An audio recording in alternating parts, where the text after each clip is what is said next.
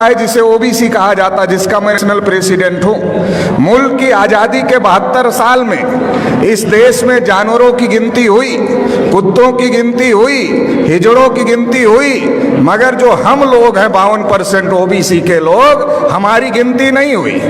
OBC के लोगों को ब्राह्मण हमेशा इस काम पे लगाता है कि इनको मुसलमानों से लड़ाई करने के काम पर लगाते रहो। जब ये मुसलमानों से लड़ाई करने के काम पर लगे रहेंगे तो ये अपने हक अधिकार की आवाज बुलंद नहीं करेंगे, और जब ये अपने हक अधिकार की आवाज बुलंद नहीं करेंगे तो इनके हक अधिकार पर ब्राह्मण कब्जा कर करके रखेगा।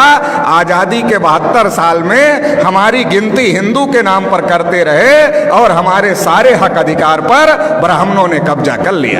1992 में जब मंडल कमीशन का मामला खड़ा हुआ था, ओबीसी के लोग अपने हक अधिकार की लड़ाई लड़ रहे थे, तो ब्राह्मणों ने बाबरी मस्जिद का मामला खड़ा कर दिया, राम जन्मभूमि का मामला खड़ा कर दिया, और ओबीसी के लोगों को बाबरी मस्जिद के मामले में आगे कर दिया, राम जन्मभूमि के मामले में आगे कर दिया। बाबरी मस्जिद गिरा दी गई। और जो ओबीसी की नौकरियां थी, जो 12 करोड़ नौकरियां ओबीसी को मिलने वाली थी, वो ओबीसी को नहीं मिली, उस पर ब्राह्मणों का आज भी कब्जा है। और मुसलमानों की मस्जिद चली गई, मतलब हमारी नौकरियां चली गई, आपकी मस्जिद चली गई, और रिजल्ट आया ब्राह्मणों के फेवर में, मंदिर बन गया। अभी मोदी जी अपने को ओबीसी कहते हैं, मगर उन्होंने ट्रस्ट घोषित किया, ट्रस्ट में एक भी ओबीसी के आदमी को मेंबर नहीं बनाए।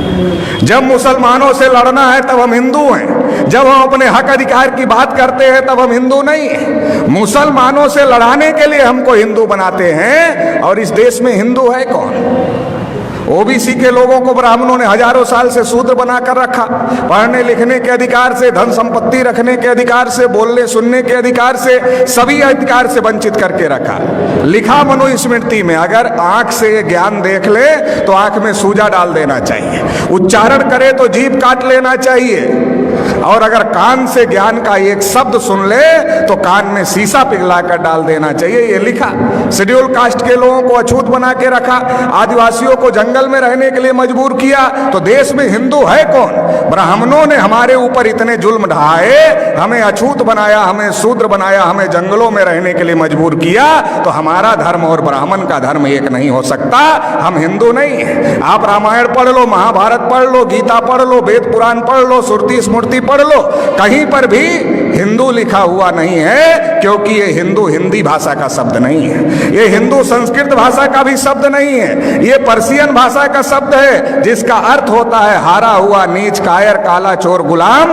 आज भी ब्राह्मण हमको गुलाम कहते हैं, हम गुलाम बनने के लिए तैयार नहीं हैं, और हम हिंदू नहीं हैं, तो फिर हम क्या हैं? हम इस देश के मूल निवासी हैं, और मूल निवासी कौन है? इस देश के शासक हैं, इस देश के राजा हैं। सम्राट अशोक का नाम आपने सुना होगा, अफगानिस्तान तक, रसिया के बॉर्डर तक सम्राट अशोक का राज था। हम लोग उस वंश के लोग हैं। इस बात को हम लोगों को समझने की जरूरत है। भारत के मुसलमान कोई अरब ईरान से आए हुए लोग नहीं हैं, हमारे डीएनए के भाई हैं, हमारे खून के भाई हैं। जब ब्राह्मणों ने हमारे बुजुर्गों पर जुल्म किया तो हमारे बुजुर्गों ने इंसाफ के मजहब को पसंद किया और इस्लाम को स्वीकार किया। भारत में जो मुसलमान हैं हमारे डीएनए और खून के भाई हैं, इस बात को ब्राह्मण जानता है। इसलिए दंगे में हम मरे या दंगे में आप मरे, ब्राह्मण की सेहत पर कोई फर्क नहीं पड़ता है। हमारे और आपके बीच में ब्राह्मण आ गया है, उसको बीच से हटाना होगा, भाई को भाई से गले लगना होगा। ब्राह्मणों ने हजारों साल से हमको मजलूम बना के रखा, 72 साल में मुसलमानों को मजलूम बना दिया है। इसलिए मजलूम को इकट्ठा होना होगा, और जो ब्राह्मणों ने नाइंसाफी का निजाम कायम किया है, इसे ध्वस्त करना होगा और इंसाफ कायम करना होगा। इंसाफ की इस लड़ाई में आप साथ देंगे, इतना ही कहते हुए आपने मुझे सुना, इसके लिए आभार, धन्यवाद। जय मुनि।